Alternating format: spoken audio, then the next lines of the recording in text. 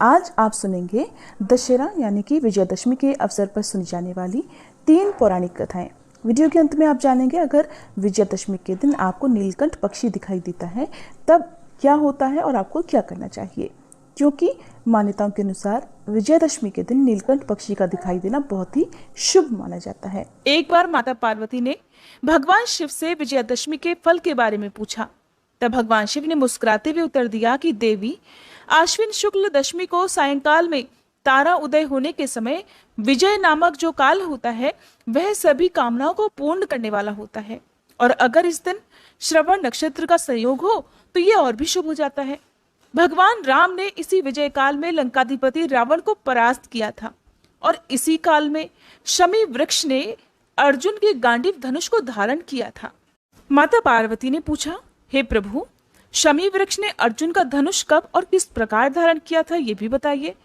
तब भगवान शिव ने उत्तर दिया कि हे पार्वती, दुर्योधन ने पांडवों को जुए में हराकर 12 वर्ष का वनवास और 13वें वर्ष में अज्ञातवास की शर्त रखी थी। 13वें वर्ष में अगर उनका पता लग जाता तो उन्हें फिर से 12 वर्ष का वनवास भोगना पड़ता। इसी अज्ञातवास में अर्जुन ने अपने गांडीव धनुष को शमी वृक्ष पर छुपाया था और स्वयं बृहन्नला के वेश में राजा विराट के पास सेवा दी थी। जब गौ रक्षा के लिए विराट के पुत्र कुमार ने अर्जुन को अपने साथ लिया तब अर्जुन ने शमी वृक्ष पर से अपना धनुष उठाकर शत्रुओं पर विजय प्राप्त की थी। विजयदशमी के दिन श्री रामचंद्र जी के लंका पर चढ़ाई करने के लिए प्रस्थान करते समय शमी वृक्ष ने स्वयं श्री रामचंद्र जी की विजय का उद्घोष किया था। इसलिए दशहरे के दिन शाम के समय विजय काल में शमी का पूजन किया जाता है। दशहरे को अधर्म पर धर्म की जीत का दिन माना जाता है, और इस दिन क्योंकि भगवान श्री राम ने रावण का वध किया था, इसलिए दशहरे के दिन कोई भी ऐसा काम नहीं करना चाहिए जो कि अधर्म की राह पर चलने वाला हो। किसी निर्दोष को, बेजुबान को तो भूल कर भी सताना या कोई नुकसान नहीं पहुंचाना चाहिए।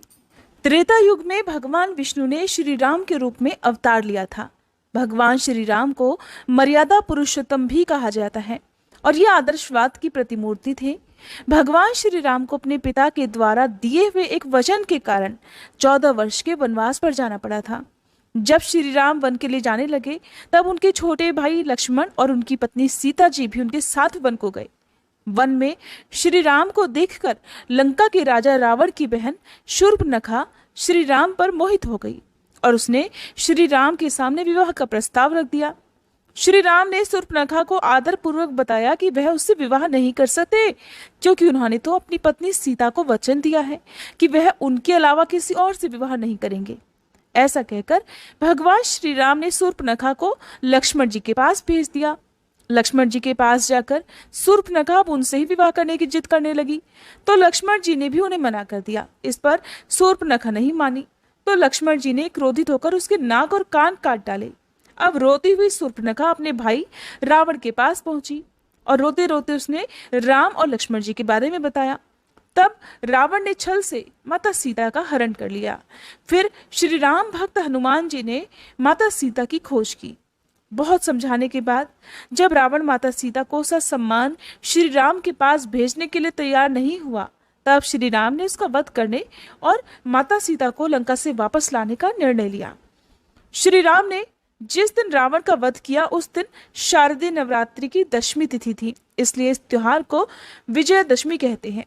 रावण के बुरे कर्म पर श्री राम की अच्छाई की जीत हुई थी, इसलिए इसे बुराई पर अच्छाई की जीत के प्रतीक में मनाते हैं। विजयदशमी के दिन रावण का पुतला बनाकर उसका दहन किया जाता है।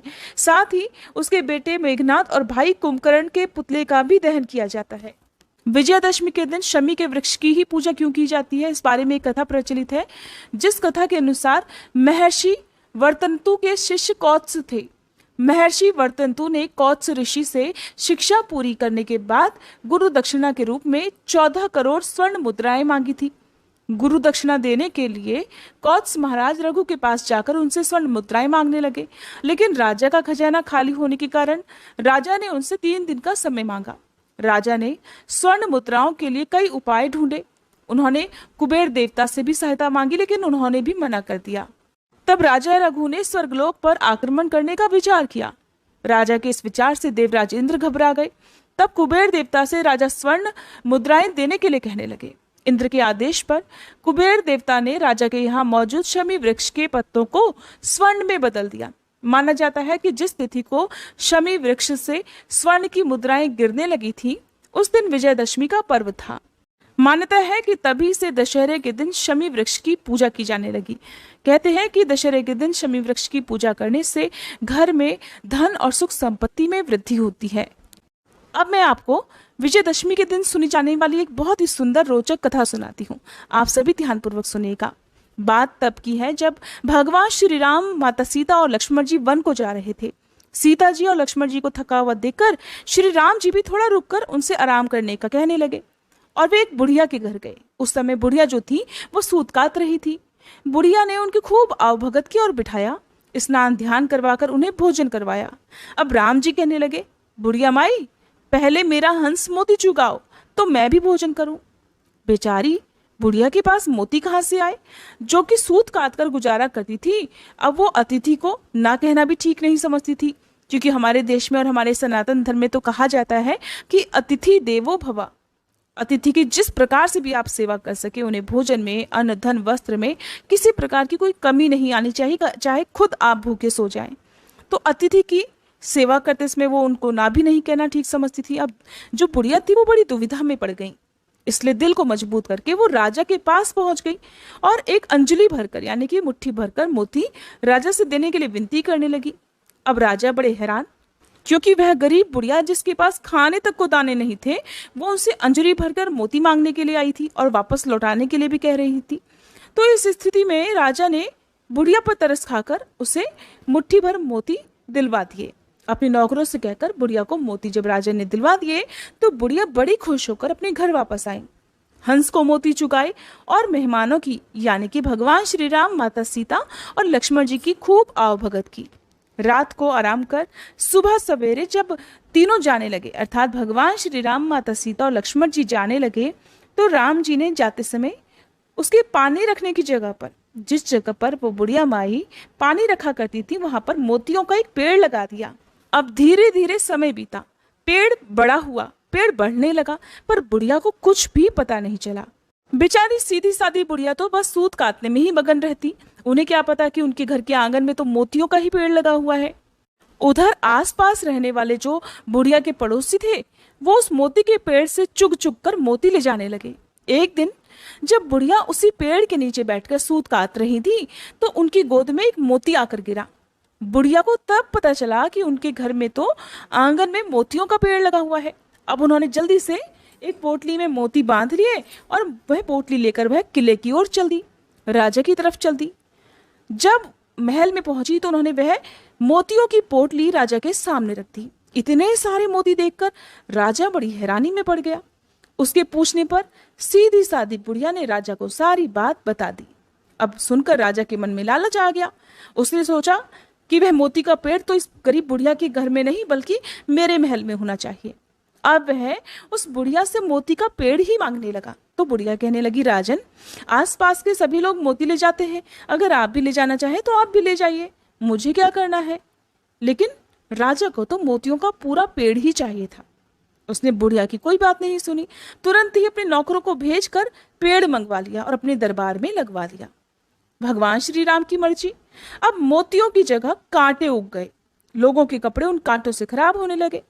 एक दिन रानी जब वहां पर चल रही थी तो उसकी एड़ी में भी एक कांटा चुभ गया और उसे बड़ा दर्द करने लगा। क्रोधित होकर राजा ने वह पेड़ उठवाकर बुढ़िया के घर वापस भिजवा दिया। लेकिन ये क्या चमत्कार हुआ, प्रभु श्री राम की माया तो देखिए। वह पेड़ जैसे ही बुढ़िया के आंगन में लगा, पहले की तरह मोती उगलने लगा, उस पेड़ से मोती झड़ने लगे। अब वह बुढ़िया बड़े आराम से रहती और सभी लोगों में मोती बांटा करती। ये थी विजयादशमी के दिन सुनी जाने वाली कुछ पौराणिक कथाएं। आप जानिए दशहरे की पूजा विधि के बारे में। तो दशहरे की पूजा अभिजीत, विजय या फिर अपराह्न काल में की जाती है और इस दिन पूजा करने के लिए घर की पूर्व दिशा और ईशान कोण को सबसे शुभ माना जाता है। जिस स्थान पर पूजा करनी हो उसे साफ करके चंदन के लेप के साथ 8 कमल की पंखुड़ियों से या फिर चावल से अष्टदल कमल बनाना चाहिए। अब संकल्प करते हुए देवी अपराजिता से परिवार की सुख और समृद्धि की कामना करनी चाहिए। अष्टदल चक्र के मध्य में अपराजिताय नमः इस मंत्र के साथ माँ दुर्गा की या जो भी भगवती है या अपराजिता माँ की यदि आपके पास मूर्ति या तस्वीर है तो उनकी तस्वीर या फिर प्रतिमा को विराजमान कराया जाता है, उनका आह्वान किया जाता है। अब माँ जया को दाईं तरफ और माँ विजया को बाईं तरफ विराजमान करके उनके मंत्र का जाप किया जाता है। माँ जया और विजया की मूर्ति आप मिट्टी से भी प्रतीक स्वरूप में बना सकते हैं। इस प्रकार देवी की पूजा करने के बाद भगवान श्री राम और बजरंगबली हनुमान की भी पूजा की जाती है। सबसे अंत में माँ की आरती उतारकर सभी को प्रसाद बांटा जाता है और प्रार्थना की जाती है कि हे देवी माँ, हे अपराजिता माँ, आज मैंने यह पूजा अपनी क्षमता के अनुसार की है, कृपया मेरी यह पूजा स्वीकार कीजिए। पूजा संपन्न होने के बाद माँ को प्रणाम करना चाहिए। इसके बाद अगर आपके आसपास रावण दहन होता हो तो वहां रावण दहन के लिए आपको बाहर जाना चाहिए। रावण दहन के बाद शमी की पूजा अवश्य करनी चाहिए। घर परिवार में सभी को शमी के पत्ते बांटने के बाद बच्चों को दशहरी दी जाती है और इस दिन माता की पूजा करने के बाद जो क्षत्रिय लोग हैं या जिनके पास शस्त्र होते हैं वो लोग अपने शस्त्रों की पूजा भी करते हैं। साथ ही इस दिन पूजा पाठ करने वाले जो ब्राह्मण लोग होते हैं वो माँ सरस्वती और जो धार्मिक ग्रंथ हमारे धर्म में हैं, जैसे कि आप पुराणों की कथाएं अगर आप सुनते हैं तो कोई पुराण यदि आपके पास हो तो ब्राह्मण देवता जो होते हैं वो पुराणों की पूजा करते हैं। व्यापारी लोग जो हैं वो इस दिन अपने बही खाते और माता लक्ष्मी जी की पूजा करते हैं। बाकी सभी गृहस्थ जन भी इस दिन दशहरे की पूजा कर सकते हैं। जिस घर में शमी का वृक्ष लगाकर वहां पूजा की जाती है उस घर में कभी भी शनि का प्रकोप नहीं रहता। उस घर के लोगों की शनिदेव सदा रक्षा करते हैं। कभी भी किसी पर शनि की साढ़े साती या फिर अन्य प्रकोप शनिदेव का नहीं पड़ता है। भगवान शिव शंकर को भी शमी के पत्ते अर्पित किए जाते हैं। विजयादशमी के दिन प्रदोष काल में यदि शिवलिंग की पूजा करके शमी के पत्र भगवान शंकर को अर्पित किए जाएं या शिवलिंग को अर्पित किए जाएं तो मनोवांछित इच्छा की पूर्ति होती है।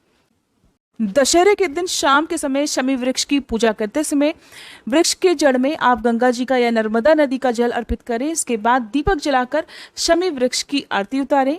इसके बाद आप कोई भी सांकेतिक शस्त्र रख लें और मिठाई से भोग लगाएं। जैसे कि अगर आपके पास कोई शस्त्र हो तो आप उस शस्त्र को भी शमी वृक्ष के नीचे रखकर उनकी पूजा कर सकते हैं। नहीं तो आप मिट्टी से भी कोई शस्त्र बना सकते हैं, उसकी पूजा कर सकते हैं। फिर आप वृक्ष को प्रणाम करें। पूजा करने के बाद वृक्ष की कुछ पत्तियां तोड़कर आप मंदिर में रख दीजिए या अपने आप गिरी हुई पत्तियां उठाकर भी आप मंदिर में रख सकते हैं। फिर लाल कपड़े में अक्षत, एक सुपारी के साथ जो भी पत्तियां आपके पास में है 5, 7 या 11 उन पत्तियों को आप बांध लीजिए।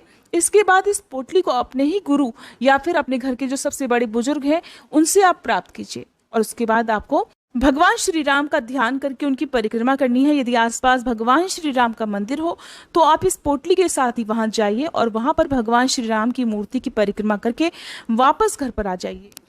फिर आप जिस भी जगह पर अपने घर के रुपए पैसे रखते हैं वहां पर इस पोटली को रख दीजिए। कहा जाता है ऐसा करने से धन में बहुत बरकत होती है और ये उपाय केवल साल भर में एक बार विजयादशमी के दिन शाम के समय ही किया जाता है। अगर विजयादशमी के दिन नीलकंठ पक्षी दिख जाए तो उनसे आपकी जो भी इच्छा है वो जरूर मांगना चाहिए। आंखें बंद कर आप नीलकंठ पक्षी को ध्यान करके आप उनसे जो भी मांगते हैं वो इस दिन पूरा हो जाता है।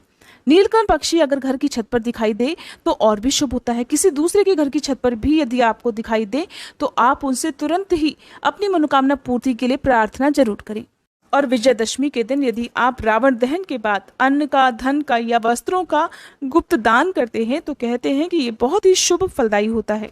आप चाहे तो दिन के समय भी दान कर सकते हैं लेकिन शाम के समय गुप्त दान करना बहुत शुभ रहता है। अगर आप वस्त्रों का दान करते हैं तो ध्यान रखें कि पुराने वस्त्रों का दान इस दिन भूल से भी नहीं करना चाहिए। इस दिन किए गए गुप्तदान से निसंतान दंपति को संतान सुख की प्राप्ति होती है जिसमें भगवान श्री राम जैसे गुण होते हैं। और अगर इस दिन गुप्तदान वैवाहिक जीवन से जुड़ी हुई परेशानियों को दूर करने के लिए किया जाए, चाहे पति पत्नी के बीच में बहुत ज़्यादा कड़वाहट हो, पति पत्नी एक दूसरे का कहना ना मानते हो, तो इस तरह की कड़वाहटें दूर करने के लिए भी आज के दिन आप अन्न, धन या वस्त्र इन तीनों में से किसी का भी गुप्तदान किसी जरूरतमंद व्यक्ति को कर सकते हैं या किसी ऐसी जगह पर रखकर आ सकते हैं जहां से कोई इनको उठाकर ले जाए, अपने उपयोग के लिए लेकर जाए, ऐसी जगह पर ही आपको रखना है। या फिर आप इस तरह से दान दें कि कोई दूसरा आपके द्वारा किए गए दान को बिल्कुल ना देखे और आप जिस व्यक्ति को ये दान दे रहे हैं उसको भी नहीं पता चलना चाहिए कि दान दी जाने वाली वस्तु में क्या है। आपको ध्यान ये रखना है कि जो भी दान की वस्तु हो वो दूसरे के उपयोग में आ सके, जिससे पाकर दूसरा व्यक्ति बहुत प्रसन्न हो जाए, इस तरह का दान आपको देना है। अगर आपको ये वीडियो पसंद आई हो तो वीडियो को लाइक करके चैनल को सब्सक्राइब करना मत भूलिएगा।